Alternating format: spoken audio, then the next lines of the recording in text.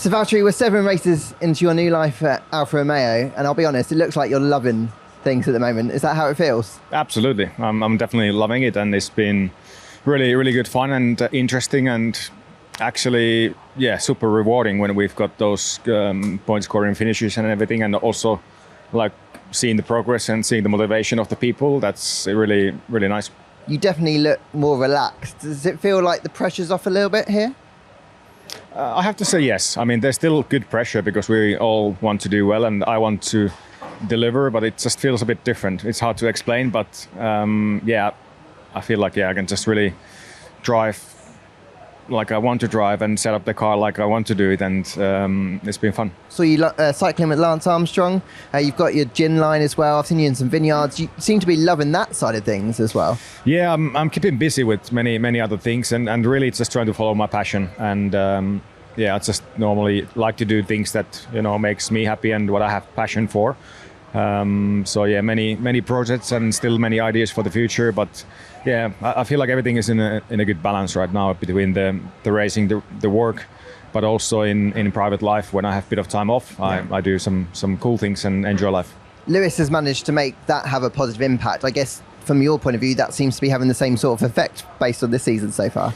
Absolutely. I think sometimes kind of disconnect and sometimes doing different things is important for your head. So when you come to a race weekend, then you're fresh and you're really keen to go. For me at least, if my life would be 24/7 only about F1, it can get a bit tiring in a way, and you lose the spark. So I like to sometimes disconnect and then reset. Now, another thing that it seems like you're really enjoying at the moment is your relationship with your new teammate Joe, and kind of taking on that mentorship role. Is that something that, I guess, is it surprising you how much you enjoy that side of things? Yeah, it's a new situation for me. I never had a younger or less experienced teammate before, so it's new. But he's just such a nice guy, and he's asking for advice. So for me, it's quite easy to try and help him, because I just try to give him all the information I can, and also talking about setups, driving, it's very open talk, and he's really keen learner. I feel like he's been pretty unlucky in the last couple of races, so a good result for him would make a lot of good. And then just generally this chapter at Alfa Romeo, does it feel like a new start for you and a new era almost? It does. It definitely feels like it's a new chapter, and I feel so much energy. It's like, I don't know, a couple of years ago I might have been thinking, how long do I want to continue in F1?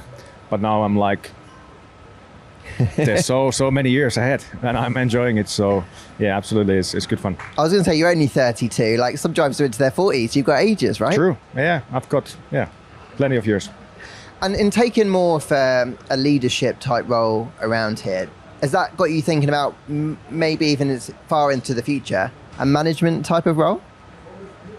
Let's see. Still gonna be enjoying driving, and still I feel like you as a driver decide when you peak, and for me that hasn't happened yet. So I think there's much more for me to give as a driver to the sport, but I'm not gonna say much about the future. I'm just really, really open about everything, and see where the wind takes me.